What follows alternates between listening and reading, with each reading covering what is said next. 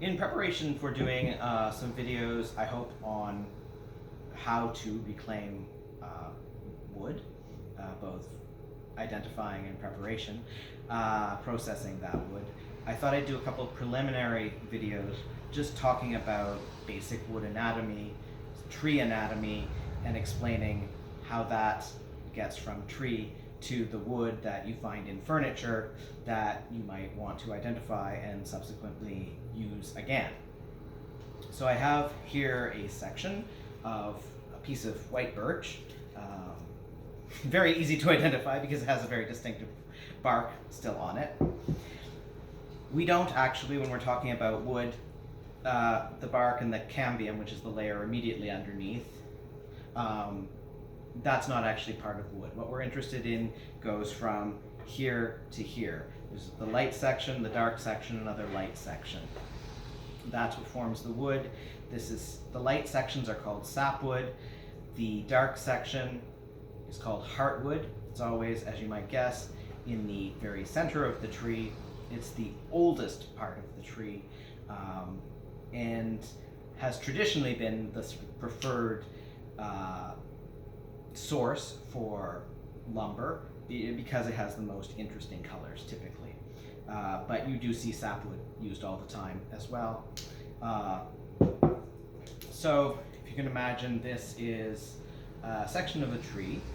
Now I'm going to take, here's a little mini board, also birch, and you can see same characteristics really. You can see some dark, some heartwood, you can see light, some sapwood. So this board, you can imagine being cut maybe from some part of the tree or log like that.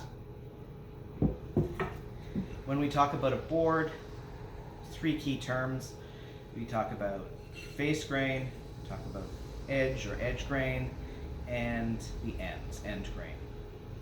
Key thing to remember in terms of how the board relates to the tree is that the face grain and the edge grain are always part of the long axis of the tree. The end grain is at 90 degrees to that. So it's a cross section. So if you imagine the tree standing upright, you cut straight across, and then you can see all the circles of the growth rings. That's end grain, and that's what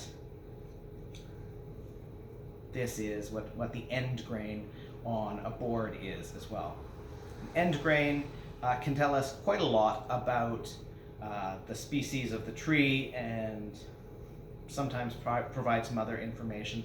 So I'm going to have a separate video just on end grain. So thanks for watching this. I hope it might be helpful to some.